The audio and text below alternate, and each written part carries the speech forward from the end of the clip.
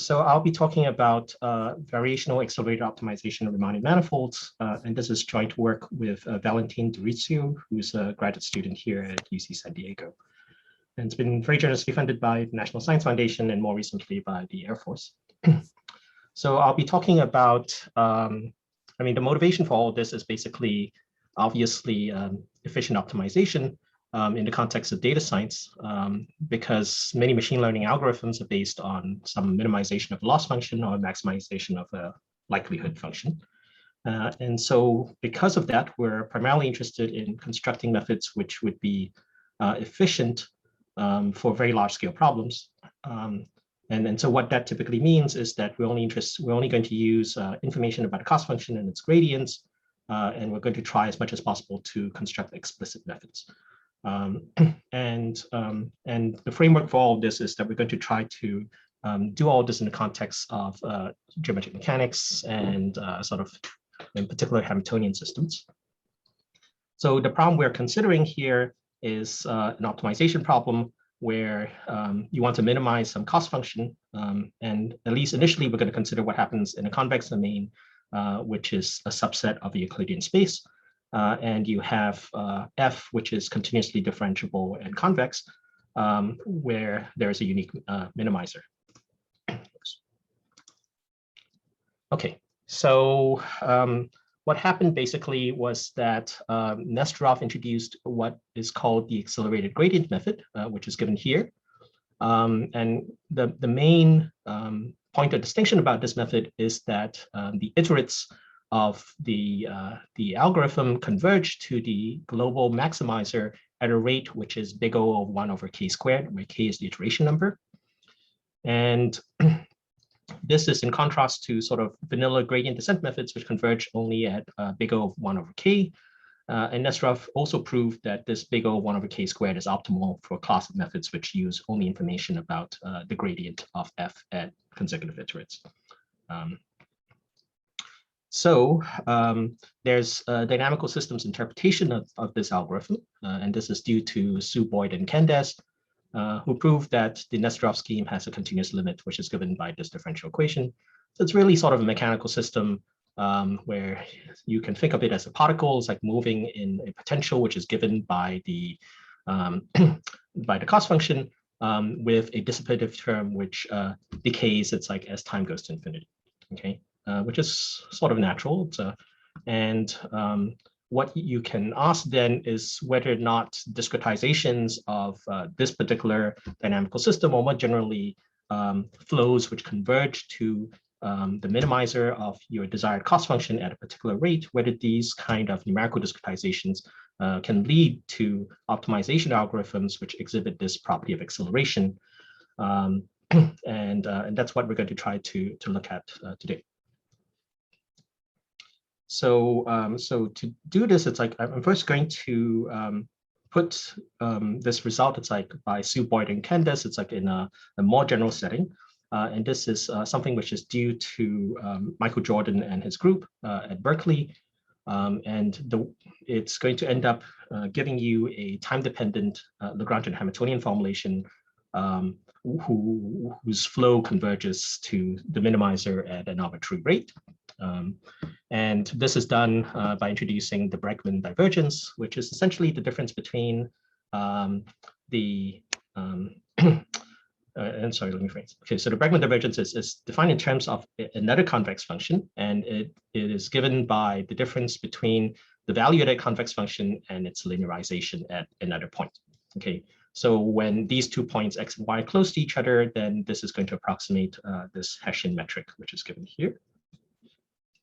And with that Bregman divergence, you can introduce what is called the Bregman Lagrangian and the Bregman Hamiltonian, which are given here. The main point to note is that there is a term which involves this Bregman divergence applied to a point and sort of a slightly perturbed point. You can sort of think of it as a nearby point, as well as a term which involves, amongst other things, the cost function. So at some intuitive level, you can think of the Lagrangian, the Bregman Lagrangian, Bregman Hamiltonian as being something which approximates a kinetic energy associated to nearby points, as well as a potential which comes from the cost function. Okay. All right, so with that, what Michael Jordan's group showed was that under suitable conditions on these parameters, alpha, beta, and gamma, what are called the sort of the ideal scaling conditions, what happens is that the flow of the all Lagrange equations of the Bregman-Lagrangian will converge to the global minimizer at a rate which depends on e to the minus beta, where beta is this one of the parameters in this parametric family of Bregman-Lagrangians and Hamiltonians. And the part which is perhaps the most relevant for the applications to accelerator optimization is this family of alpha, betas, and gammas, which are parameterized by parameter p greater than 0. So what happens if you choose these alpha, betas, and gammas and you substitute them into the Bregman-Lagrangian and the Bregman-Hamiltonians is that you will get a flow which converges to, it's like the optimal point at rate of big O1 over t to the p for any p. Okay, so that's kind of an interesting setting. It's like, and in principle, it's like you now have a continuous dynamical system. It's like whose convergence rate is independent. I mean, can be sort of made arbitrarily fast. And you can ask whether or not discretizations of those dynamical systems will lead to interesting optimization algorithms. Okay, so the other nice property about this family of p Bregman-Lagrangians is that it is invariant under time rescaling. So you can just rescale time in sort of the obvious way. And that maps the pre-Bregman dynamics, sort of p Bregman dynamics to this p0 Bregman dynamics. So you can switch between values of p by just appropriately rescaling time. Okay, and so what that naturally suggests then is that you could, in principle, construct, it's like numerical methods which converge at a faster rate by simulating sort of the dynamics of one of the Bregman systems, okay, possibly p equals to 2, which is sort of the usual one. And but by sort of changing the time steps, it's like you would then have a rate of convergence which is faster than the p equals to 2 case. So and the way we're going to try to do this in the context of geometric integration is to use time-adaptive Hamiltonian variational integrators. Okay, so now I'm going to briefly talk about variational discretizations. So the observation is the following: because of these scaling terms, these alpha, beta, and gammas in the Bregman-Lagrangian and Hamiltonian, these Bregman-Lagrangians and Hamiltonians are time dependent. Okay, so one has to be a little bit careful then when you discretize these problems. And if you naively apply a symplectic or variational integrator to such time-dependent systems, you oftentimes get very poor numerical results because of the time dependence. So what we're going to propose to do instead is to do something which was first introduced in the context of sort of variable time step symplectic integrators. So amongst other people, it's like this was due to Ernst Heirer back in 1997. And the basic idea is to transform the Hamiltonian. So you start with the original Hamiltonian and you do what is called a Poincare transformation, which is given as follows, where this G is a monitor function, which describes the relationship between the sort of, it's like the unscaled and the scaled time variable via this differential equation. Okay, so when you do that, you end up with in some sort of extended phase space formulation. And if you look at this level set, where the sort of the augmented Hamiltonian, if you will, it's like is value 0, then it's like that curve is going to give you a time rescaling, it's like of the original flow of the Hamiltonian system. So you can write down, it's like the corresponding Hamilton's equations and the initial conditions. Okay, so the problem that's like with that is that in general, the Poincare transformed Hamiltonian is degenerate. Okay, so basically, yeah, so in general, the Poincare transformed Hamiltonian is degenerate. And the reason why that's potentially problematic is that traditionally, variational integrators have been constructed in the Lagrangian setting. But when you have a degenerate Hamiltonian, particularly in this case, there's no corresponding Lagrangian analog. So this necessitates the use of what we call Hamiltonian variational integrators. So these are methods which are developed purely on Hamiltonian side. They don't rely on you being able to go back to the Lagrangian side using Lagrangian variational integrators, and then sort of doing, say, a Legendre transform back into the Hamiltonian setting.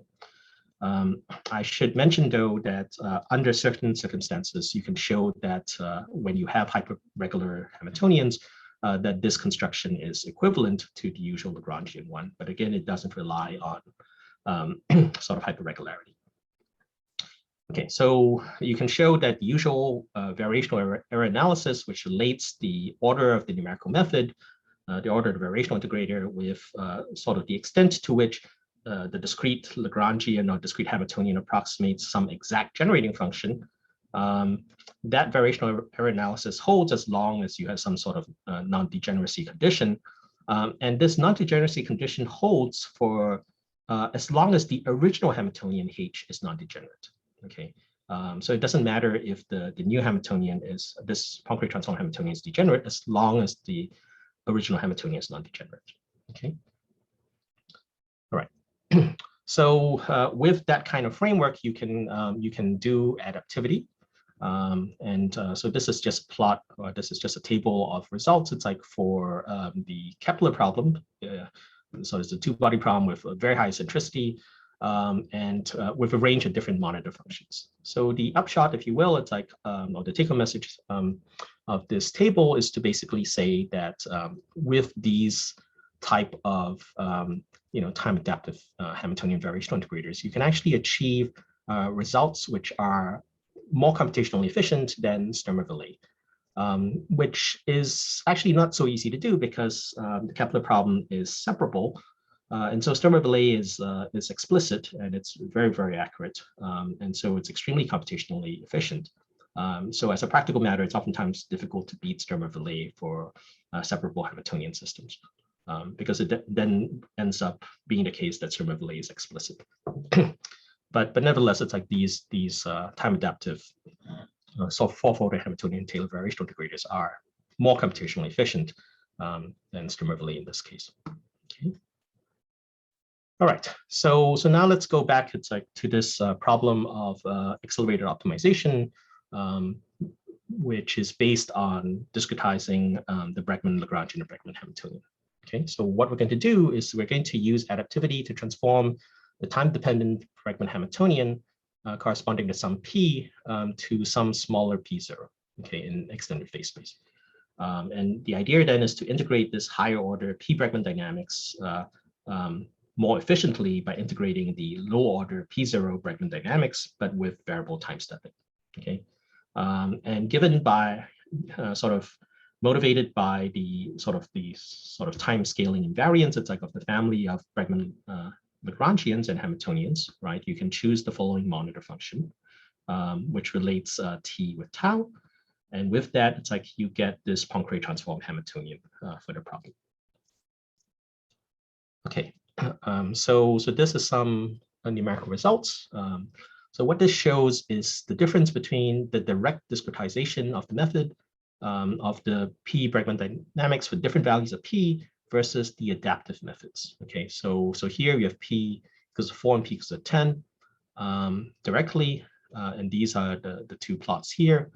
And what you see is that when you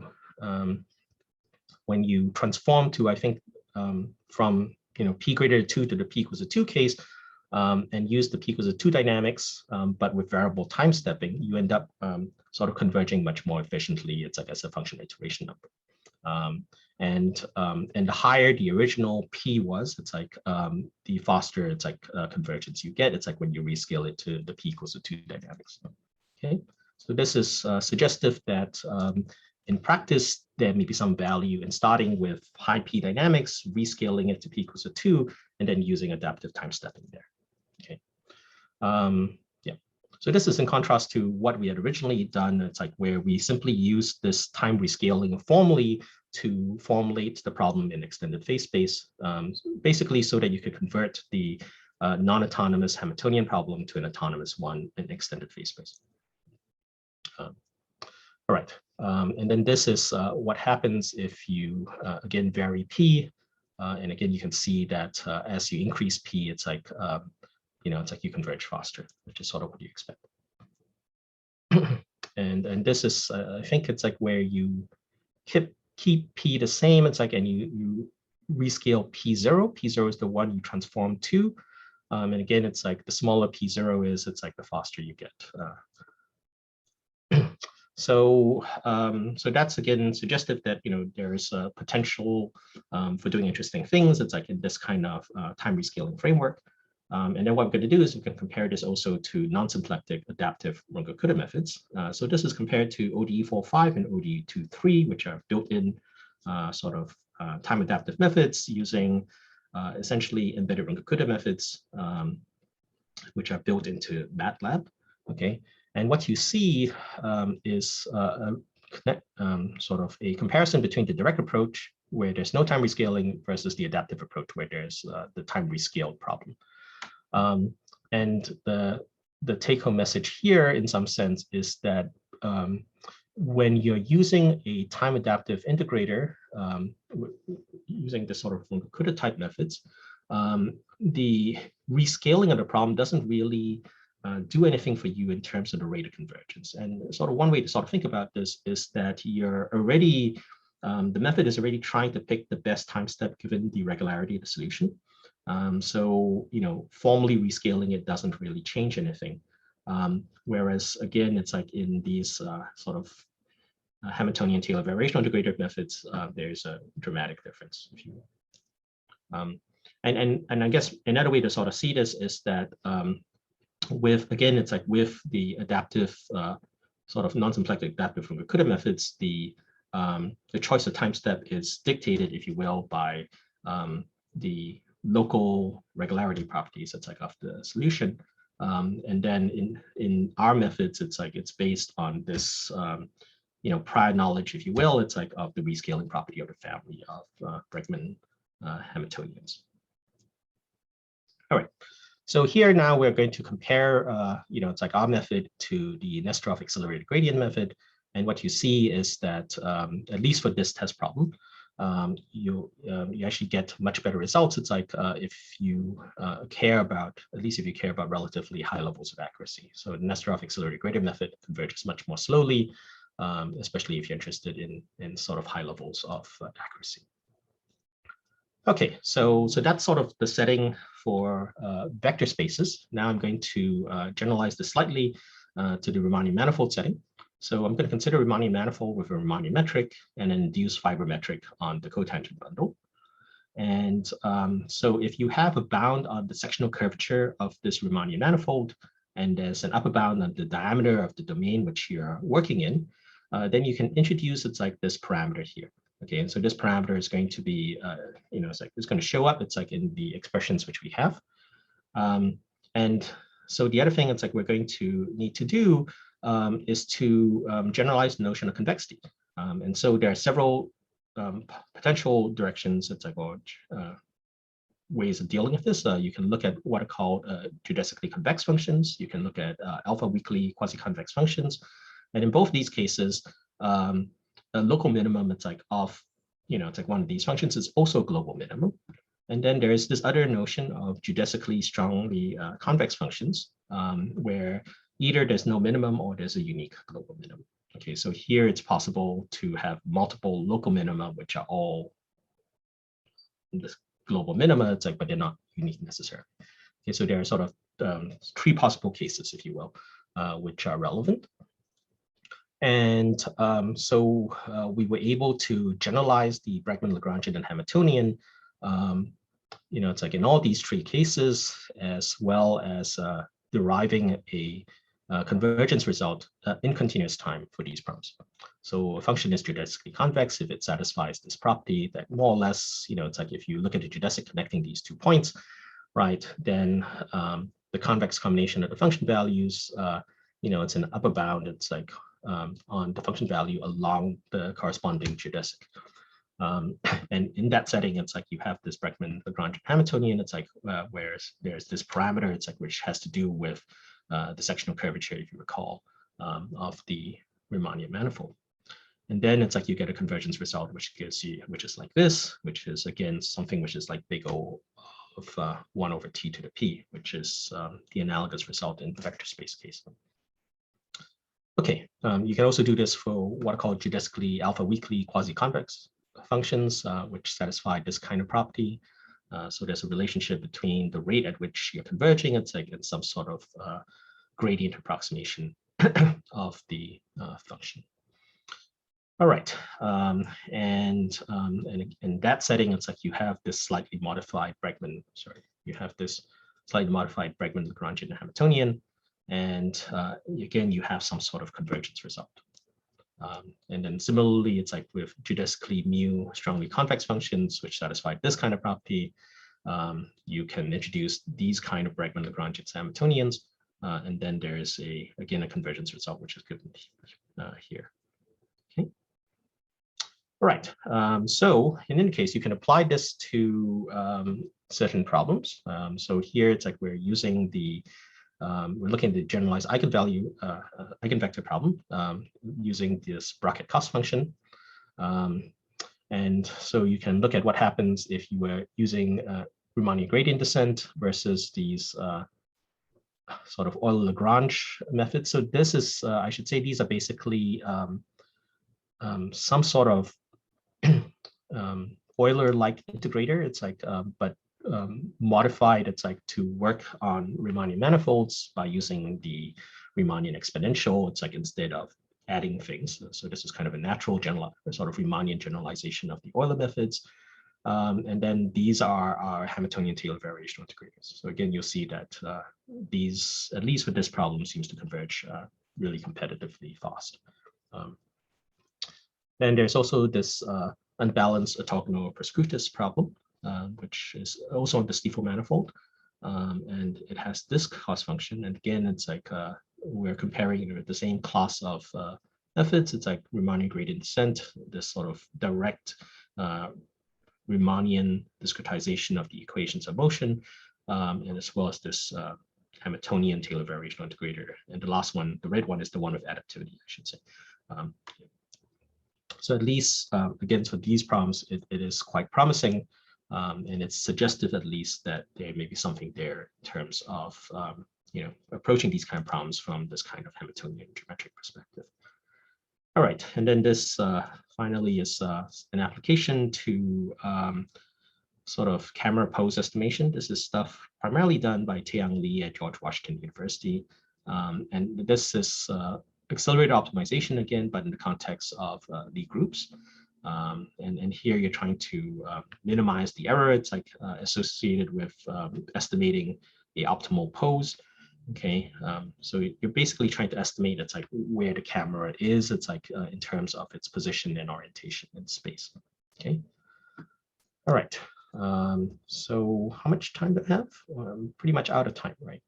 Yeah, pretty much. So it's let me sort of just very quickly say that these. Okay, so yeah, let me quickly say it's like that these Hamiltonian Hamiltonian variational integrators are based on a sort of a simple idea. What you do is that you start with the discrete Lagrangian, which is basically the Jacobi solution of the Hamilton-Jacobi equation, and you rewrite the Lagrangian in terms of the Hamiltonian. That gives you a type 1 generating function expressed in terms of the Hamiltonian. But for many reasons, it's like with degenerate Hamiltonian systems, you typically want a type 2 or type 3 generating function instead. And so you do Legendre transform, it's like that exact type 1 generating function expressed in terms of the Hamiltonian to give you what we call the exact discrete Hamiltonian. And then you discretize this to construct these Hamiltonian variational integrators. Okay, so let me summarize by saying that accelerated optimization algorithms have a continuous time dynamical systems interpretation. And you can generalize sort of this. It's like by looking at these time-dependent Bregman-Lagrangian Hamiltonian systems, which have a time rescaling invariance, and that you can exploit that. It's like by discretizing using time-adaptive Hamiltonian variational integrators. We've extended these Bregman-Lagrangian Hamiltonians to Riemannian manifolds and Lie groups, and as well as analyzing this continuous time convergence analysis. So what we would like to do now is to explore geometric discretizations of accelerated dynamics and Riemannian manifolds, as well as higher momentum formulations. So with that, I will stop. Thank you. Thank you, Melvin. I'm trying to see how we can